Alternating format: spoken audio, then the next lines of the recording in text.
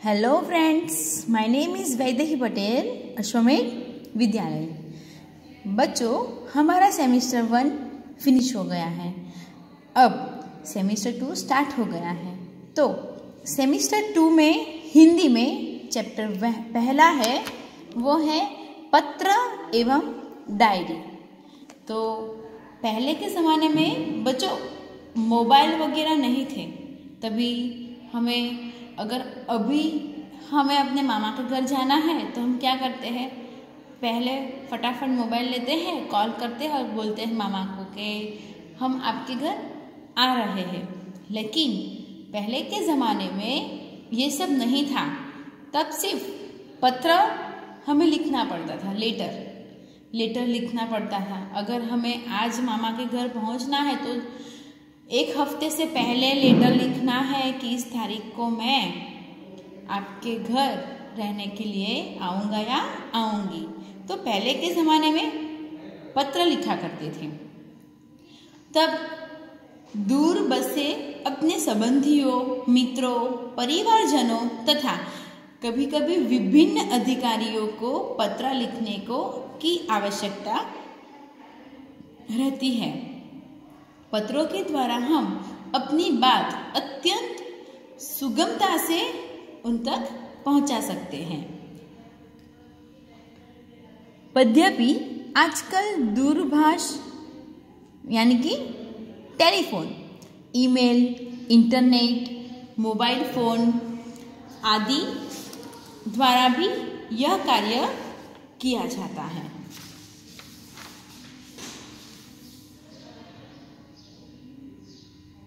फिर भी पत्र का महत्व कम नहीं हुआ है, क्योंकि हम लोग फ़ोन कर लेते हैं, ईमेल छोड़ देते हैं इंटरनेट पे, या फिर मोबाइल पे एक मैसेज छोड़ देते हैं। फिर भी अभी भी पत्र का जो इम्पोर्टेंस है, महत्व है, वो कम नहीं हुआ है, क्योंकि पत्र के द्वारा विस्तार से अपनी बात हम लोग व्यक्त कर सकते हैं। पत्र के द्वारा विचारों को प्रेषित करना अन्य साधनों की अपेक्षा सस्ता है। अधिकारियों तक अपनी बात पहुंचाने, शिकायत करने के, आवेदन का प्रार्थना आदि के लिए केवल पत्रों का ही सहारा लिया जा सकता है, अन्य साधनों का नहीं। तो आज मित्र हम लोग पत्र लेखन देखेंगे। तो वैसे भी हम लोगों ने पत्र तो बहुत सारे देखे हैं, एग्जाम्स में मैंने पूछे भी हैं। तो पहला है निमंत्रण पत्र, यानी इनविटेशन देना है। तो किस तरह का, तो देखो, जन्मदिन के अवसर पर उपस्थित रहने के लिए मित्र को निमंत्रण पत्र। 19 बुद्धनगर सोसाइटी, लिंबायत, सूरत, 394210, 8 अगस्त 2011। प्रिय मित्र स्नेहल, सप्रेम स्मरण। तुम्हें यह जानकर खुशी होगी कि अगले रविवार को मेरा जन्मदिन है। इस बार में छुट्टी के दिन ही मेरा जन्मदिन है, इसलिए मैं अपने सभी मित्र को बुलाना चाहता हूँ और उन सबको आज निमंत्रण भेज रहा हूँ। तुम जानते ही हो कि सालगिरह का दिन कितने आनंद का दिन होता है। उस दिन हमारे कई रिश्तेदार भी यहाँ आएंगे। बिपिन, साजिद, प्रशांत, सानिया आदि सब अवश्य आएंगे। मैं चाहता हूँ कि तुम भी उस दिन यहाँ ज़रूर आओ। यदि तुम नहीं आओगे तो हम सबको बुरा लगेगा। हम तो उस दिन सारा समय आनंद में बिताना चाहते हैं। दिन भर भोजन, जलसा, खेल आदि होगा और रात को सिनेमा देखने भी जाएंगे। मुझे आशा है कि इस अवसर पर तुम भी ज़रूर आओगे और मेरे उत्साह और आनंद को बढ़ाओगे। तुम्हारे माता पिता को सादर चरण स्पर्श, छोटे भाई कमल को, बहन संगीता को प्यार। तुम्हारे आगमन की प्रतीक्षा करूँगा। तुम्हारा मित्र शाहिल शाह। मित्रों, इसमें शब्दार्थ है रिश्तेदार यानी सगे संबंधी, उपस्थित यानी हाजिर रहना, आगमन यानी आना। तो पहला जो पत्र देखा हमने निमंत्रण का देखा। अब दूसरा जो है वो भी क्या, बर्थडे का, जन्मदिन का निमंत्रण का। अब जो दूसरा पत्र है वो है बधाई पत्र। तो सालगिरह यानी जन्मदिन पर बधाई का जो पत्र है वो। शांति सदन, रावपुरा, वडोदरा, 10 अगस्त 2011। प्रिय मित्र शाहिल, सप्रेम स्मरण। सप्रेम स्मरण, कल ही तुम्हारा पत्र मिला तो हम सब बहुत खुश हुए। हमें तुम्हारी सालगिरह का निमंत्रण भी मिला। यानी कि साहिल की बर्थडे है और उसने स्नेहल को पत्र भेजा है कि मेरी बर्थडे है, आप आना। अब स्नेहल जो है उसकी बधाई के लिए पत्र लिखता है शाहिल को कि कल ही तुम्हारा पत्र मिला, हमें तुम्हारी सालगिरह का निमंत्रण भी मिला और यह जानकर विशेष प्रसन्नता हुई कि कल ही तुम्हारी सालगिरह है। इधर माँ कुछ दिनों से बीमार रहती है और पिताजी को तो सुबह 10 बजे ही दफ्तर जाना पड़ता है। दर्शना को भी सुबह स्कूल जाना पड़ता है और वह तो है भी छोटी।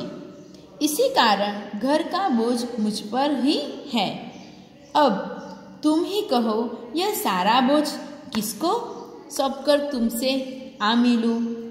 मेरे दिल में तो बहुत होता है कि इस शुभ अवसर पर उठकर तुम्हारे पास आ जाऊं, परंतु घर की स्थिति का विचार करके विवश हो जाता हूँ और मन करते हुए भी नहीं आ सकता।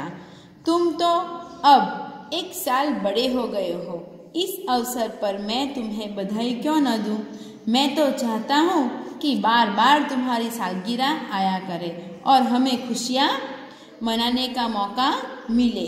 इस मंगल अवसर पर उपस्थित न रह सकते हुए भी मेरे दिल में तुम्हारे लिए शुभकामना है। मैं चाहता हूँ कि ईश्वर तुम्हें चिरंजीव रखे और तुम्हारा नया वर्ष शुभदायी हो। तुम्हारा मित्र स्नेहल। उसका शब्दार्थ देखिए, सालगिरह यानी कि जन्मदिन, दफ्तर यानी कार्यालय, मंगल यानी शुभ, विवश यानी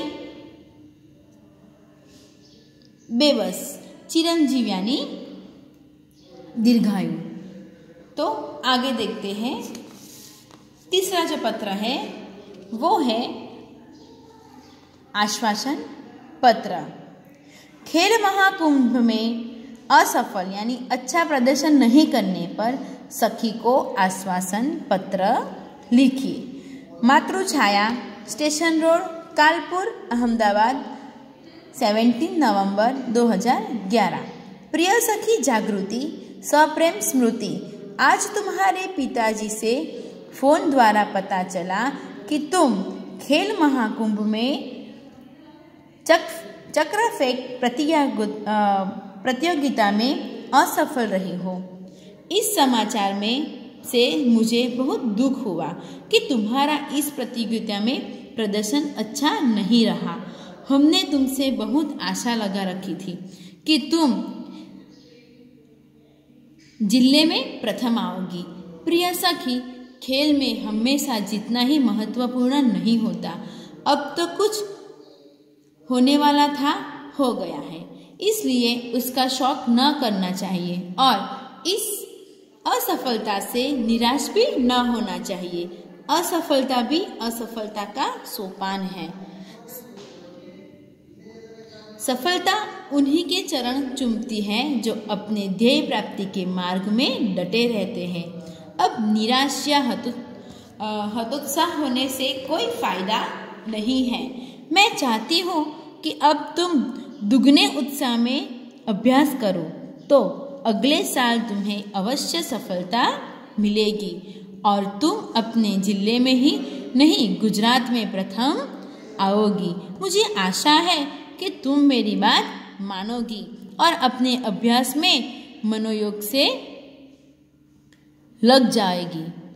तुम्हारी सखी अवनी। मित्रों, आज हमने 3 पत्र देखे हैं। इन तीनों का आपको अभ्यास करना है। Okay, thank you.